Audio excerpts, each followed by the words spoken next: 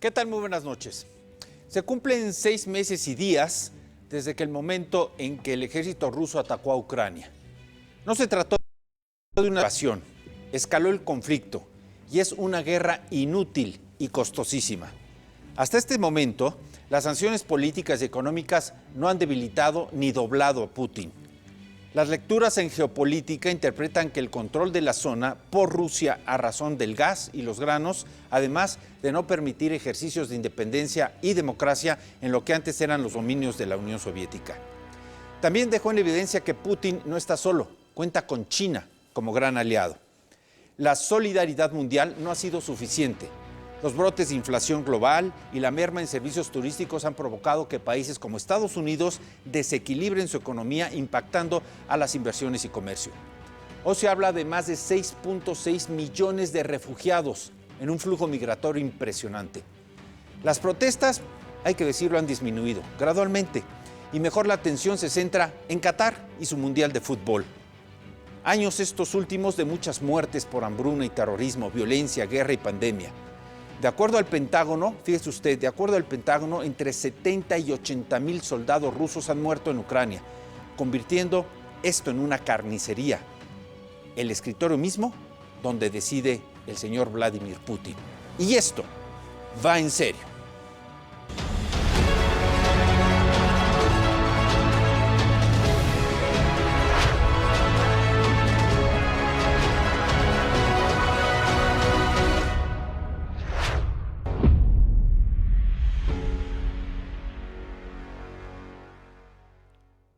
Nuevamente, muy buenas noches, qué bueno que está con nosotros aquí en Va en Serio. Hoy va a ser un programa extremadamente interesante, va a estar con nosotros Beatriz Paredes Rangel, quien aspira a la presidencia de la República. Ya platicaremos y en serio con ella sobre sus aspiraciones, su audacia, su talento, su tenacidad. Vamos a ver qué quiere y cómo puede y hasta dónde la dejan llegar y si es cierto que la dejan llegar. Vamos a platicar, como usted sabe, con Beatriz Paredes y déjeme prometerle que la próxima semana voy a tener aquí, porque ya lo he dicho, voy a tener aquí a nuestro colaborador José Monroy Sorribas para que nos platique sobre la imagen de México en el mundo. Una cosa es la que nos dice el gobierno de que vamos requete bien y grandes alianzas y compadrazos con el mundo, y otra es la realidad, lo que el común de las personas en otras fronteras hablan de nosotros, de usted, de mí, de los mexicanos. Hay quienes en fronteras para ingresar a otros países simplemente nos marcan como delincuentes, secuestradores o narcotraficantes. De esto, el próximo programa, se lo prometo, va a estar aquí José Monroy Sorribas. Antes, iniciamos, como siempre, la reflexión de Beatriz Pajés. El presidente lo tiene claro, su dictadura solo podrá prosperar si logra tener bajo control al Congreso, a la Corte, al Ejército. A los 3 primeros ya los tiene maniatados, le falta la prensa. La Corte acaba de entregar carne a los chacales para perfeccionar la ley Mordaza. La mayoría de Morena en el Congreso podrá radicalizar la ley de telecomunicaciones para callar a los críticos. López y su banda de radicales culpan a los medios disidentes de su fracaso. En las alcantarillas de Palacio Nacional trabajan en la confección de un disfraz, ponen a la censura ropajes de libertad para ocultar que la socavan. Dicen que quieren proteger los derechos de las audiencias cuando en realidad buscan coartar la libertad de expresión e información. Si el régimen logra imponer una ley contra los medios, México entrará de lleno a un régimen totalitario. Sin libertad de expresión no hay nada. Tendremos un gendarme que aplastará el derecho a la vida, a la propiedad privada, a la libertad política de pensamiento y asociación. ¿Por qué justo ahora, cuando López Obrador llega a su 4º año de mandato, se abre la puerta a la censura? ¿Por qué el señor tiene prisa y quiere poderes ilimitados? Ha dedicado 4 años de su gobierno a destruir todo lo que le estorba: instituciones, división de poderes, Estado de Derecho, pero le falta algo: la prensa. Con una prensa crítica dedicada a tirarle la máscara, que pone al descubierto al mentiroso y manipulador, no puede concretar sus planes. Las mañaneras son el acto político más importante del gobierno, creadas para amenazar y contrarrestar a los medios. No ha logrado sin embargo, callar a los perros. Sugiere estar arrepentido de haberles quitado el bozal, como lo hizo Francisco I. Madero. Necesita de una ley que amordace a los críticos y le permita imponer el triunfo de Morena en el 24. Al presidencialismo gobernante le urge cerrar la pinza, terminar y asfixiar todo espacio de libertad para imponer a su sucesor. Muchas gracias, Beatriz Pajés. Gerardo Flores Ledesma, ¿cómo estás? Estimado Carlos, muy como buenas siempre, noches. un placer para ti, para estar aquí contigo, para todo el auditorio. Muchas gracias, Gerardo. Aumentan los costos en la refinería de Dos Bocas. Pues ya son sobrecostos, ¿no? Ya no son costos. No ya... sé qué es costos, sobrecostos, inversión o gasto. ¿Cómo? Las dos cosas, porque, mira, el 1 de julio de este año, cuando se inauguró la primera fase de la llamada refinería de Dos Bocas, que no es refinería porque todavía no ha salido ni un litro de gasolina refinada. Tú sabes que lleva todo un procedimiento, están en la fase de las turbinas apenas. Una turbina debe valer unos 2,000 o 3,000 millones de dólares, si bien nos va.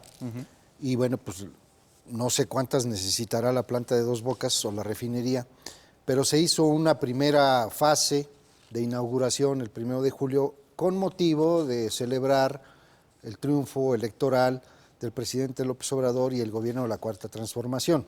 Hasta ahí todo iba muy bien, nos habían dicho que la refinería, que primero iba a costar 8,000 millones de dólares a precio de mercado, sí, porque tú sabes que cuando se hicieron los contratos y se hicieron los primeros acercamientos con empresas que se dedican a esto, a fabricar y a desarrollar refinerías, el costo de una refinería estaba en 5,000 o 6,000 millones de dólares.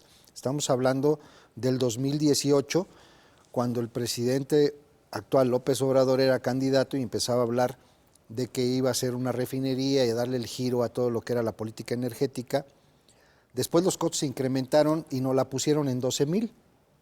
Se incrementó de 8 a 12,000 millones. Eso antes de que se hiciera toda la inauguración de la primera fase.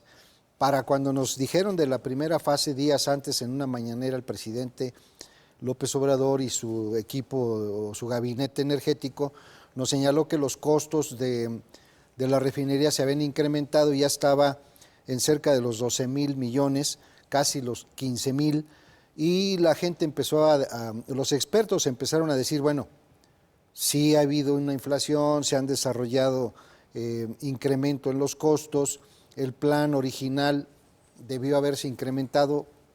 Pemex nunca da información sobre el tema de cuál es el plan de negocios, cómo opera el plan de inversión, pero tuvieron que sacar cerca de 10,000 millones de dólares del gasto del presupuesto y otro tanto para sacar gasto de inversión, lo que es la inversión pública, lo que el gobierno le llama inversión y que cada año se tiene que programar y que no tiene que sufrir muchas alteraciones. Sin embargo, hoy estamos hablando ya de 18,000 millones de dólares. Hay quien dice que son 20,000 millones de dólares, pero la refinería todavía no está, digamos, ni terminada la Oye, primera Gerardo, parte. ¿se han tocado las reservas internacionales del país para solventar este tipo de gastos? No, todo ha sido vía impuestos y gasto público. ¿Y cómo es que alcanza para esta monumental millonada, para estas tres obras, el Felipe Ángeles, Dos Bocas? Cerró todos los proyectos que había de inversión de otras obras, por ejemplo, caminos rurales, caminos, escuelas, construcción de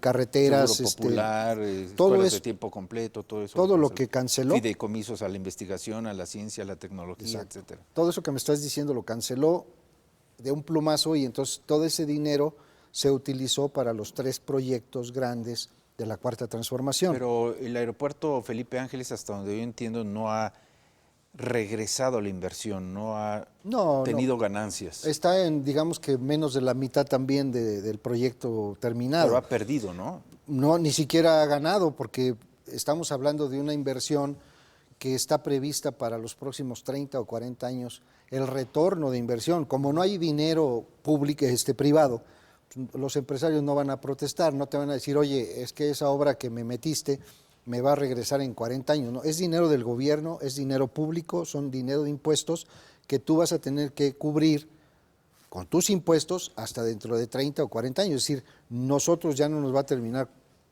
no vamos a terminar de cubrir esos costos, sino nuestros hijos o nuestros nietos. ¿Y se van a terminar las obras? Yo creo que la del aeropuerto sí, en algún momento va, ya hablaremos el próximo programa, si me permites, del aeropuerto, porque van a ampliar de 12 a 40 el número de vuelos, pero sigue siendo un elefante fallido, un elefante blanco, una obra que no está generando lo que se previó.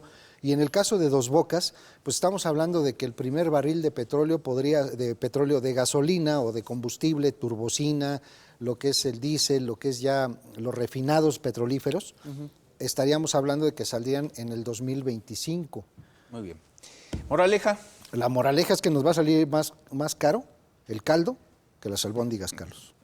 Y nos quedamos. Pues que se queden los de la jocosa hilaridad y el sano regocijo, si les alcanza, porque van a tener que pagar a Dos Bocas en los próximos 30 o 40 años. ¿Van a o vamos Sí. a? Nosotros ya no, porque una vez que tú termines de tu vida productiva y de estar generándole impuestos al gobierno, pues ya nada más recibes tu pensión y pero sigo pagando que te perdí. impuestos. Ah, bueno, sí, eso lo vas a seguir pagando, pero ya no en la cantidad o en la demasía como lo estamos pagando o como nos tocó el FOBAPROA. Gracias, Gerardo. A ti, Carlos. Buenas noches. Y bueno, hablando de economía, de repercusiones y de cambios, transformaciones, vamos con Carlos Salomón, su cuarto de guerra, porque estamos pasando de ser, según Carlos Salomón, de un país petrolero a un país de remesas. Cuarto de guerra.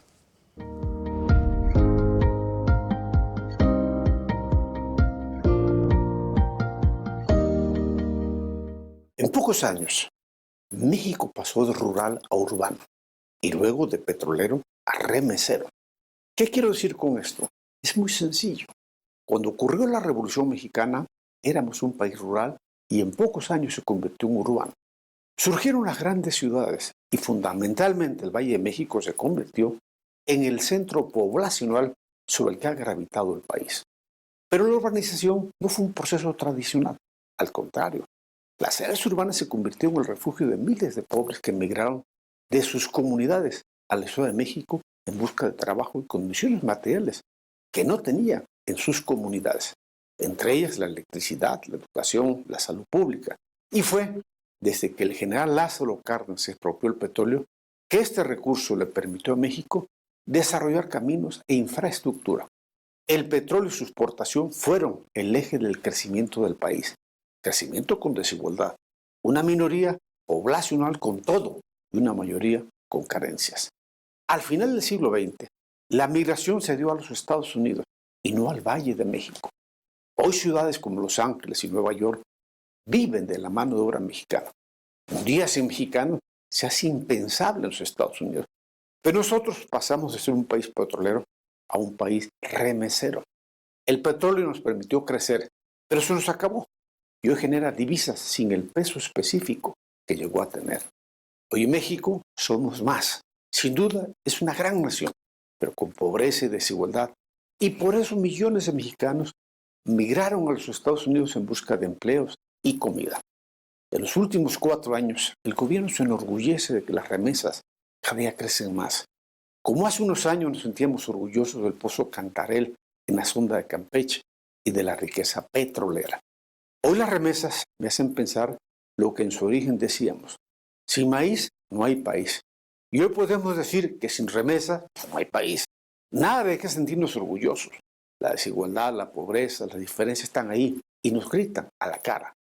Pasaste de rural a urbano, de un país petrolero a un país remesero. ¿Qué sigue? Esa es responsabilidad de todos nosotros. Que la siguiente etapa de México no esté determinada por una riqueza que depende de las entrañas de la tierra mexicana, ni de la sangre dejada en la frontera, ni de familias divididas por la necesidad.